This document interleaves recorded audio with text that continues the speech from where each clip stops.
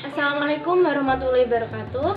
Nama saya Rosmanita Kusmaningrum dari 12 MIPA 2 dari SMA Negeri 1 Semarang. Di sini saya akan memberitahu cara budidaya ikan dalam ember, khususnya ikan lele dan tanaman kangkung. Untuk bahan pertama yaitu gelas plastik ukuran segini. Lalu ini ada kawat, ini kawatnya untuk satu gelas plastik kira-kira segini. Kemudian ada keran plastik, ini untuk memudahkan menguras kolam. Lalu ada saringan untuk membuang kotoran lele atau lele yang mati. Kemudian yang paling penting yaitu benih lele seukuran jari. Ini ada 50 lele, kira-kira harganya 30.000. Kemudian ini ada pakan lelenya. Ini 1 kilo, kira-kira harganya 7.000. Kemudian kita siapkan ember yang berisi air yang sudah dijemur di bawah sinar matahari selama 3 hari.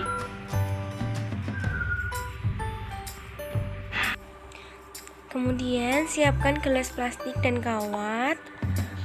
Ini fungsinya untuk membudidaya si kangkungnya di sekitaran ember. Lingkarkan kawat ke gelas plastik, lalu ukur dan kencangkan, diputar-putar kawatnya.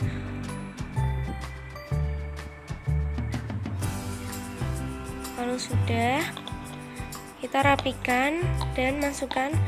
Itu fungsinya untuk menahan ember agar tidak tenggelam ke dalam air. Selanjutnya, panaskan kawat untuk membolong-bolongin permukaan gelas plastik agar air dapat masuk ke dalam gelas karena untuk media si kangkung. Kemudian pasang gelas dan kawat tadi di pinggir-pinggir si ember. Jangan lupa pasang keran di bawah ember untuk memudahkan menguras. Selanjutnya, lele yang dimasukkan dalam plastik itu dimasukkan ke dalam air untuk proses aklimatisasi. Proses aklimatisasi ini untuk penyesuaian beradaptasi lele dengan airnya. Kemudian, lepaskan perlahan tali dan buka sebentar.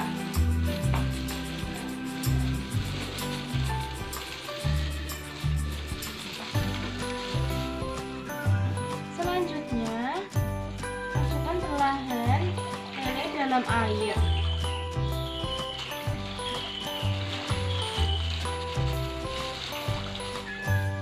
Kemudian, masukkan arang yang kecil-kecil ke dalam gelas-gelas plastik.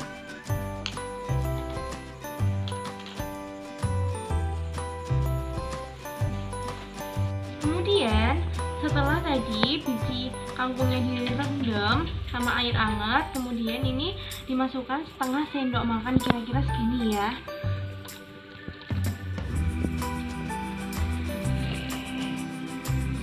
Sedikit aja, nggak usah banyak.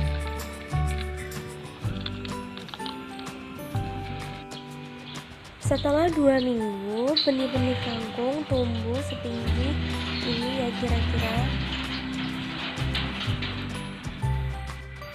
Selain saya menanam dengan benih kangkung, saya juga mencoba untuk menanam kangkung tanpa akar dengan media arang dan air. Keadaan benih kangkung setelah 1 minggu berikutnya, dan ini saya coba untuk menguras ember karena menurut saya sudah terlalu kotor dan dibersihkan 2 minggu sekali atau 3 minggu sekali. Setelah air berkurang kira-kira segini, saya rok lele ke dalam ember dan dimasukkan ke dalam ember bersih.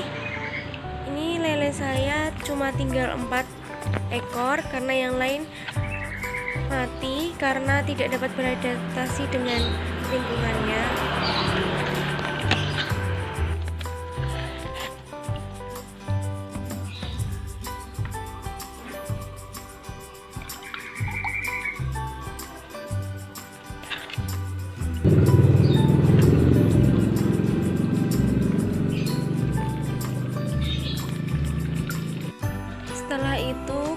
ember dengan bersih dan masukkan air bersih ke dalam ember. Pelan-pelan menggunakan gayung hingga ember terisi penuh.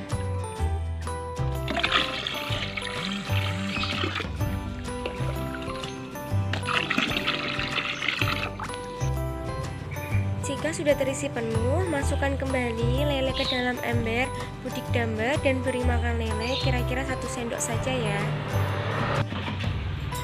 Ini adalah kangkung yang saya tanam tanpa akar. Kira-kira dalam 1 minggu tingginya sudah segini dan 1 minggu ke depan bisa dipanen.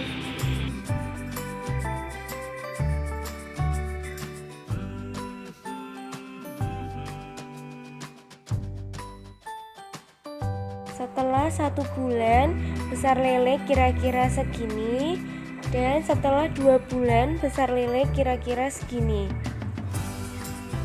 Ini adalah sekitar 3-4 kali pengurasan, dan ini setelah 1 bulan berikutnya lele sudah sebesar ini. Ini adalah kedua kalinya saya menanam kangkung tanpa akar. Tepatnya tanggal 3 November kemarin, lele saya panen sebesar ini.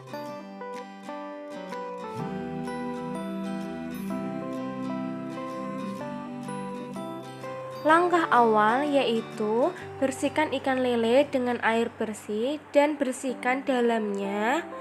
Lalu beri bumbu racik ikan goreng 1 bungkus, ratakan dan diamkan selama beberapa menit. Kemudian goreng dengan api yang panas. Selanjutnya siapkan bahan-bahan yaitu ada santan, tomat, cabai, salam laos, daun bawang, terus ada jahe, kunir, terus sama ada daun jeruk, ada gula, ada garam, ada gula jawa, dan tumis hingga matang. Lalu beri santan dan tambahkan sedikit air saja biar tidak terlalu kental. Aduk-aduk hingga mendidih. Lalu masukkan 1 gula jawa dan diamkan hingga gula jawa mencair dengan sendirinya. Selanjutnya beri penyedap rasa, yaitu saya menggunakan Masako, dan aduk dan lalu masukkan lele ke dalam wajan. Tunggu hingga airnya agak Lele bumbu Bali siap disajikan dengan nasi hangat. Semoga resep ini bermanfaat bagi kalian semua. Terima kasih.